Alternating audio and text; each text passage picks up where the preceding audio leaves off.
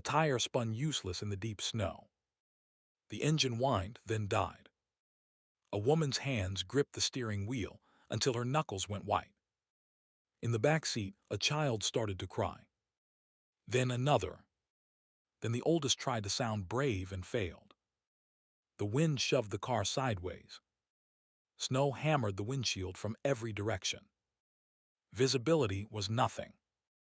The road was gone. The world outside was nothing but white. No road. No sky. No way to know which direction help might come from. She turned the key again. Nothing. She tried the phone. Nothing. Her name was Alina Hayes. Widowed 8 months. 3 children in the back seat. A quarter tank of gas left, and the heater barely working. Then a shadow moved in the white. Big. Slow. Walking straight for the car. What happened next none of them would ever forget. Stay with me on this one. 40 minutes earlier, the road had still been a road. Alina Hayes had her hands at 10 and 2, eyes locked on the white line, doing what her husband had always told her to do in bad weather. Slow down. Watch the line. Don't trust anybody else's headlights. Just drive your own car. She was driving home from her brother's funeral. 2 days ago, she'd buried him in a small church cemetery outside Bozeman, next to their parents. He'd been a Marine, like her husband had been. He'd come home from the same war her husband didn't. And 8 months after she'd buried Daniel, she'd buried her brother too. Heart attack at 41. The doctor said stress. Alina knew it was grief. Some men come back from a war and never really come back. The kids had been quiet the whole drive. Sarah was 12 and old enough to know what black clothes meant for the second time in a year. Mark was 9 and trying to be the man of the house in a way that made Alina's chest hurt every time he straightened his shoulders.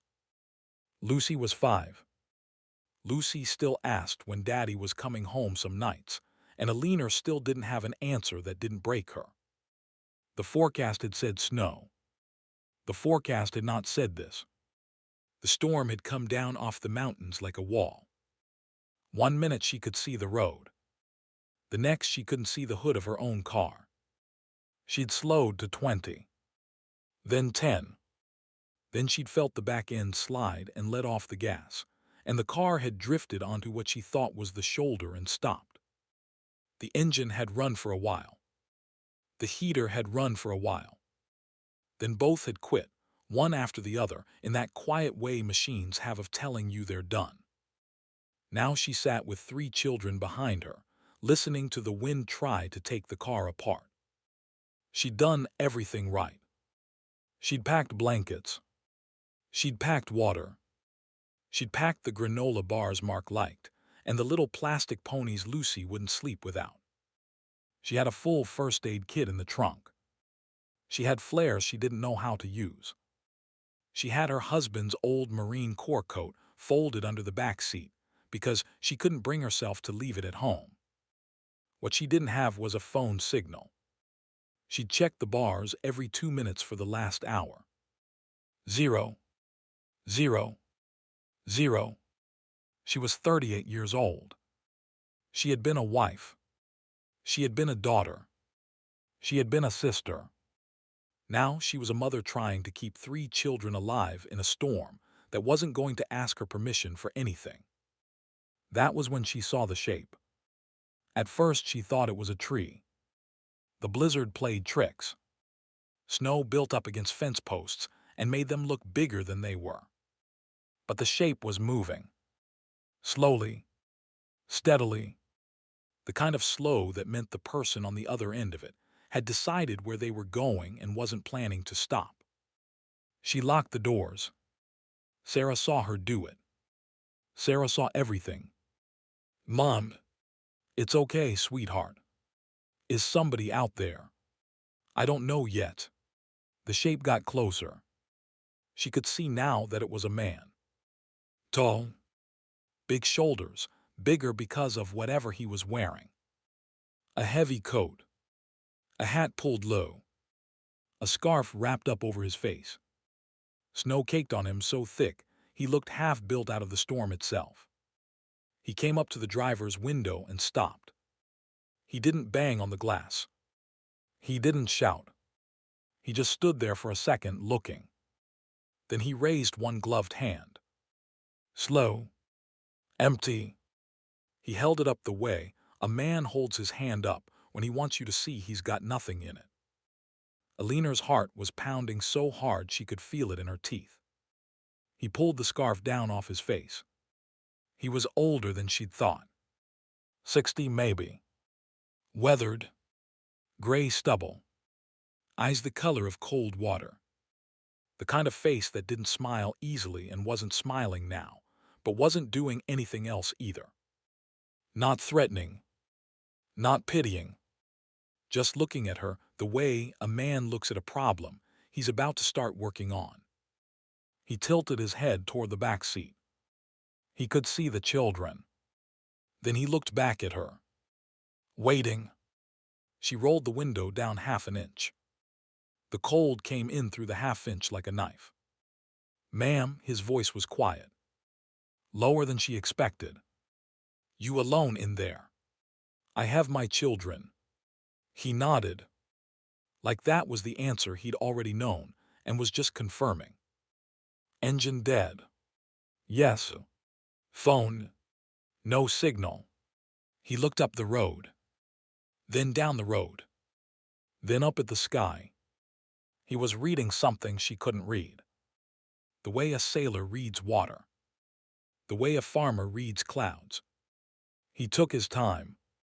The pass behind you is closed, he said finally. Avalanche risk. They shut it an hour ago. The pass ahead of you is closed too. 60 miles of nothing in either direction. State Patrol can't get a plow up here until the wind drops, and the wind isn't going to drop tonight. Alina felt something go out of her. She'd been holding onto an idea. The idea was that somebody was coming. A trooper. A snowplow. Anybody. The man with the cold water eyes had just taken that idea away and laid the truth down in its place. I came on a snowmobile, he said. I have a place about 2 miles back through the trees. Wood stove. Water. Food. Spare blankets. It's warm. She stared at him. I'm not asking you to trust me, he said. I'm telling you what I have. That was the line that did something to her. She'd been bracing for a sales pitch. For pressure. For some version of let me help. You that came with a hand on her arm and a tone she'd heard 100 times since Daniel died. Men who wanted to be the rescuer. Men who needed her to be grateful in a particular way. This man wasn't doing any of that. He was standing in a blizzard reciting facts. I'll wait for help, she said. He nodded. Again, no argument. No flicker of irritation. All right. He reached inside his coat.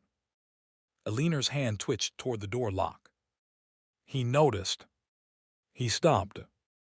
He showed her his hand again. Then slowly, he pulled out a metal thermos. He unscrewed the cap. Steam rose into the cold. Real steam. Real heat. He passed it through the window. Coffee. There's enough for the kids if you mix it with water. The cap holds about 6 ounces. She took it. The metal was warm right through her glove. He shrugged out of the heavy outer coat he was wearing. Underneath he had another one. Not as heavy but thick. He passed the heavy coat through the window too. Put it over the kids. All 3 of them under it if they fit. Body heat is going to matter in about an hour. I can't take your coat. You can. He stepped back from the window. The storm seemed to close around him for a second and then let go. I'm going to ride back to my place, he said. I'm going to come back in 1 hour. If your situation has changed by then, great. If it hasn't, we'll talk again. What's your name? He looked at her for a long second. Tom Calloway. Alina Hayes. He nodded, like he'd already known her name too. She'd remember that later. For now, she didn't notice. He turned and walked back into the white. After a few steps, he was just a shape again. After a few more, he was nothing. She rolled the window up. Her hand was shaking. Sarah leaned forward between the front seats. Mom, why didn't you go with him? Because I don't know him. He gave us his coat. I know. It's really cold, Mom. I know, sweetheart. She handed the thermos back. Pour a little for Lucy first. Just the cap. Blow on it. The coffee was strong and good. The kids drank like it was magic. Alina pulled the heavy coat over Lucy and Mark and tucked it around their legs. Sarah refused at first. Sarah wanted to be tough. Alina pulled her under it anyway. For a while, the wind seemed to back off. The car had stopped shifting on its springs. The snow had built up around the tires until it was holding the car like a hand. The world outside had gone from chaos to a quieter kind of cold. Alina looked up at the sky through the windshield and saw a faint lightning in one direction. Maybe west. Maybe she was imagining it. Maybe it's letting up, Mark said. Maybe. Lucy's eyes were getting heavy. Sarah's head was already on Alina's shoulder. The thermos sat in the cup holder, half empty, still warm. Alina let her own eyes close for just a second. It felt almost peaceful. The way a fever feels peaceful right before it spikes. The way deep water feels calm right before you realize you're not coming back up. She didn't know that yet. For one quiet minute, in a car buried halfway up its wheels in a Montana blizzard, Alina Hayes let herself believe the worst was over. A knuckle tapped the glass. Alina's eyes snapped open. He was back. The tap had been quiet, almost polite. He didn't tap again. He just stood there waiting for her to acknowledge him. She looked at the clock on the dashboard. An hour and 4 minutes had passed. She'd lost track of every one of them. She turned to check the kids, and that was when she saw Lucy. Lucy's lips had gone a color lips aren't supposed to be. A pale, washed-out blue that didn't look like cold. It looked like something else. Something past cold. Alina reached back and put her hand against Lucy's cheek, and Lucy's cheek was warm in the wrong way. Warm because the rest of her was shutting heat down to protect her core. She knew what that was. She'd been a mother for 12 years. She knew what hypothermia looked like in a 5-year-old. She rolled the window down all the way. Tom Calloway didn't waste her time. He looked past her at Lucy. His face didn't change, but something behind his eyes did. He said 3 words. Come with me. That was it. No argument prepared. No pitch. No reassurance. 3 words, the way a man says them when he's already decided and is letting you catch up. Alina looked at her daughter's blue lips. She looked at her son trying to be brave. She looked at her oldest, who had one hand wrapped around her little sister's hand under the heavy coat, holding on the way kids hold on when they understand more than they're saying. She looked back at Tom. Yes. He moved fast then. Not panicked. Just done waiting. He opened the back door and unbuckled Lucy and lifted her up against his chest like she weighed nothing. He told Mark to climb on his back and hold on and not let go for any reason. He told Sarah to take her mother's hand. He told Alina to grab the thermos, the coat, anything she could carry and leave the rest. Alina grabbed her purse and her husband's Marine Corps coat from under the back seat. She left everything else.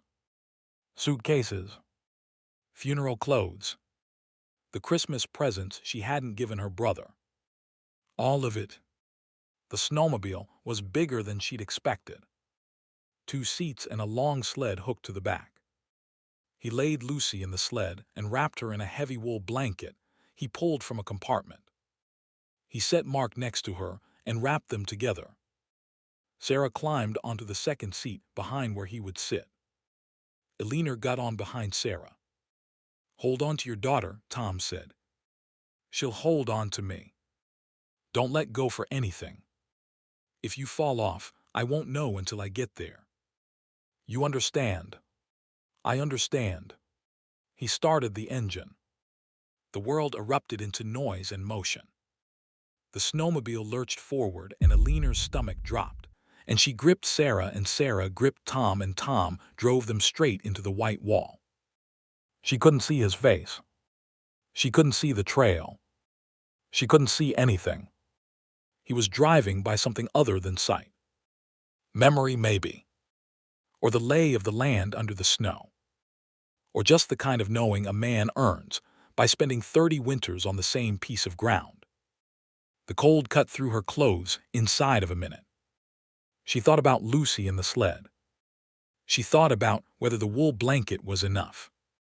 She thought about the choice she'd just made. To put her 3 children on a stranger's snowmobile and let him drive them into a blizzard toward a cabin she'd never seen. And she did not, even for a second, regret it. The man hadn't asked her to trust him. He'd told her what he had. He'd come back when he said he would. He'd said 3 words and meant them. Sometimes that's all you need to know about a man. Now look, if you're still with me on this story, do me a small favor. Hit that subscribe button. There's more like this coming, and I want you here for the next one.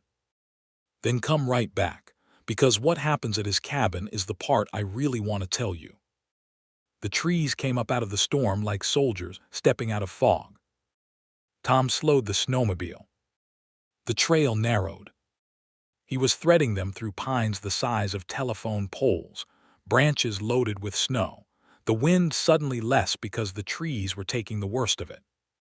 Eleanor felt the temperature shift even through her cold. The forest was breaking the storm. She had no idea how far they'd come. A mile.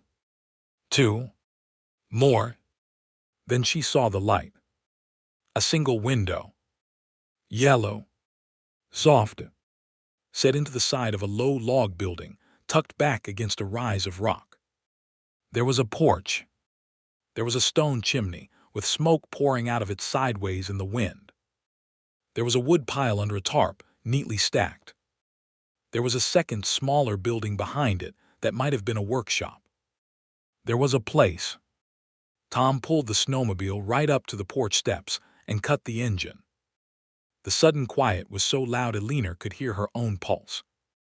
He was already off the seat and lifting Lucy out of the sled. "Inside," he said. "Now, I've got the stove going. There's hot water on it. We're going to get her warm slow. Not fast.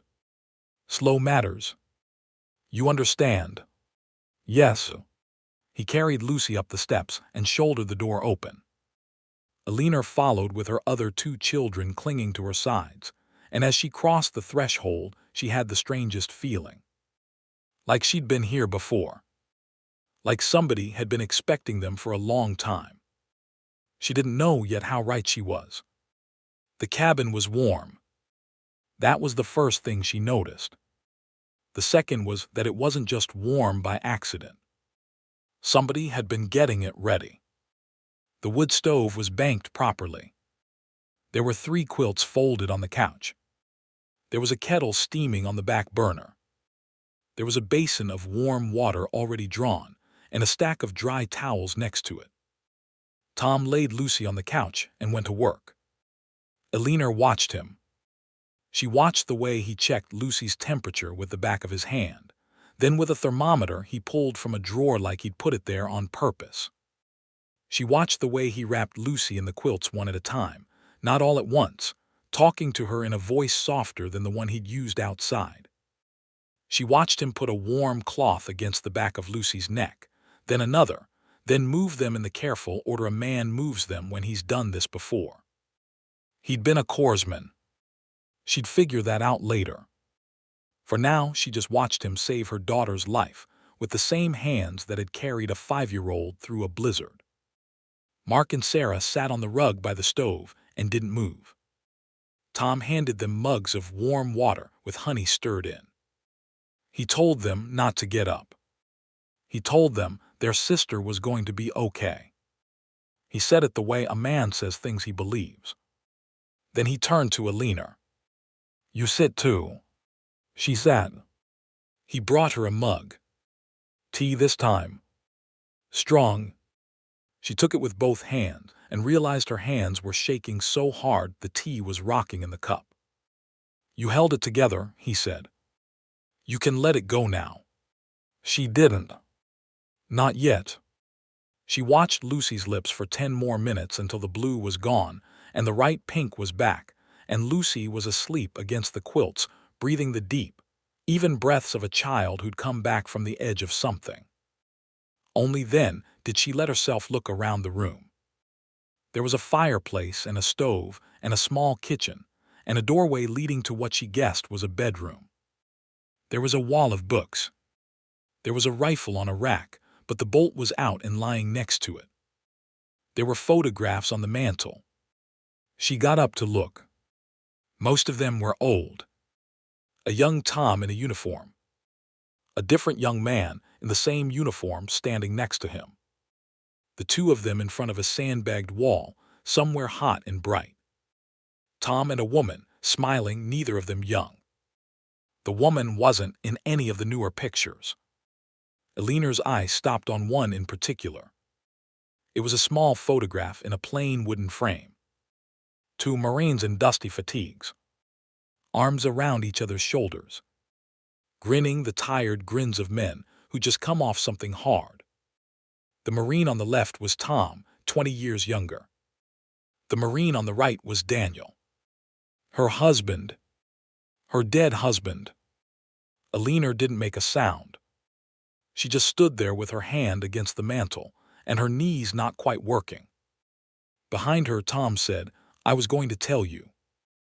I was trying to figure out how." She turned around slowly. "You knew him." "Fallujah. 2004. He pulled me out of a building that came down on top of us. I had a piece of rebar through my leg, and I would have bled out in that basement if your husband hadn't come back for me when everybody else thought I was already gone. I owed him my life from that day to this one." She couldn't speak. "I tried to find you after he was killed," Tom said. "I tried for 3 years. The Marine Corps doesn't hand out widows' addresses to old buddies. I wrote letters that came back. I called numbers that didn't work. Then last week, I saw an obituary in the Bozeman paper. Your brother's. I drove down for the service because I'd known him too. Different unit, but we'd crossed paths. I saw you at the church. I saw 3 kids holding on to you. I tried to come up to you afterward, and I couldn't make myself do it. I didn't know what to say. I went home." And then Alina whispered, "You saw my car. I was writing my line. I do it twice a day in winter. I came up over the rise and saw a sedan stopped on the highway, and I rode down to check on whoever it was. When I got close enough to see through the window, I saw the dog tags around your neck." Her hand went up automatically to the chain at her throat. "I knew those tags," Tom said. "I helped pick them up off a hot road 8 years ago." Alina's legs went. She sat down hard on the hearth and put her face in her hands, and she cried. Not the kind of crying she'd done at the funerals. Not the crying she did alone in the kitchen at 2 in the morning after the kids were asleep. A different crying. The crying that comes out of you when somebody walks into the room you've been standing in alone for 8 months and turns out to have been on the other side of the door the whole time. Tom didn't move. He didn't reach for her. He didn't say anything. He just stood there and let her cry the way a friend stands when crying is what's needed. After a while, she looked up at him. "Why 3 words?" she said. "Out there. Why didn't you tell me any of this?" "Because you wouldn't have heard me," Tom said.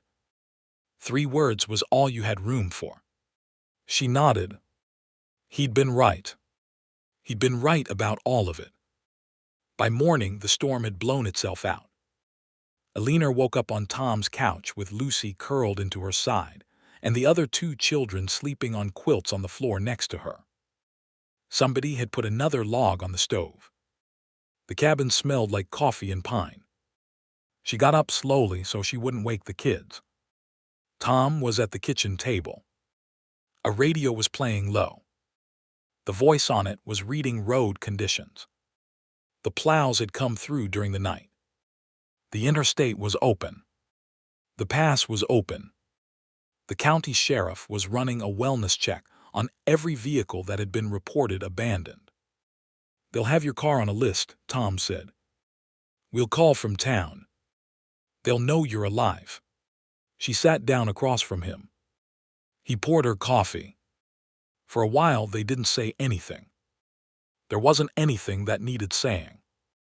The man across the table from her had been a stranger 16 hours ago, and now he was something else, and neither of them felt the need to put a name on it yet. After a while she said, "I want to go home." He nodded. "I figured. Not because I'm not grateful. I know. My kids need their own beds. They do." He drove them home in an old pickup truck he kept in the second building behind the cabin. The plows had laid down good gravel salt. The road was quiet. The kids slept the whole way. Alina sat in the passenger seat and watched the white pass by outside the window and did not feel afraid of any of it. It was almost a 4-hour drive. He didn't make her talk. He didn't fill the silence with anything. Once, somewhere outside Helena, he glanced over at her and said, "He talked about you a lot." She didn't ask what Daniel had said. She wasn't ready. She just nodded and looked at the road. When they pulled up in front of her house, he got out and helped her get the kids inside. He carried Lucy up the front steps and laid her gently on the couch. He shook Mark's hand and told him he'd done good. He told Sarah she'd been brave. He told Alina he'd put their bags from the car on the porch. He'd called a tow service from his place that morning, and they'd dropped everything off ahead of him. He'd thought of all of it. Then, on the front porch, he reached into his coat and pulled out a thick envelope. It was old. The paper was yellow at the edges. There was string tied around it. "These are letters," he said. "Daniel wrote them in country. He never sent them. He gave them to me one night before a patrol and said if anything happened to him before he got home, he wanted somebody to make sure you got them. Not the Marine Corps. Not a chaplain. A friend. He didn't want them coming to you in a flag-folded box with a man you didn't know reading them off a clipboard." Alina took the envelope. Her hands were steady this time. "I've been carrying them for 12 years, Tom said. "I'm sorry it took me this long." "Don't be sorry." "I am, though." "Don't be." He nodded once. He wasn't going to argue with a widow about her own grief. "You know where I am," he said. "You and the kids. Any time. Snow or sun." "I know." He went down the steps. He got in the truck. He gave her one short nod through the windshield and pulled away. She watched until the truck was around the corner, and then she watched the empty road for a while longer. When she came inside, the kids were already asleep on the couch, all 3 of them piled together under the heavy coat Tom had given her in the car 18 hours ago. She'd forgotten to give it back. She was glad. She sat down at the kitchen table. She untied the string on the envelope. She pulled out the first letter. Daniel's handwriting. The small, careful print he used when he was trying not to mess up. Her name at the top. She read, She didn't know how long she sat there. She didn't know what time the moon came up. She read one letter and then another and then another, and somewhere in the middle of the third one she realized she was smiling, and that smiling didn't feel like betrayal anymore. It felt like coming home. There were 16 letters in the bundle. She read them all. When she was done, she put them back in the envelope and tied the string and laid the envelope on the table. She looked at the heavy coat draped over her sleeping children. She looked at the dog tags resting on her chest. She thought about a man on a snowmobile in a blizzard who'd said 3 words and meant every one of them. She thought about what trust really is. Not the loud kind. Not the kind that comes with promises and speeches and the right tone of voice. The other kind. The kind a man earns by showing up when he said he would, by carrying what he said he'd carry, by giving you back something you didn't know you'd lost. 3 words. No conditions. No price. Come with me. That's what an honest man sounds like. That's what her husband had sounded like once. And that's what, on the worst night of an already terrible year, had walked out of a Montana blizzard and pulled her family back into the warm.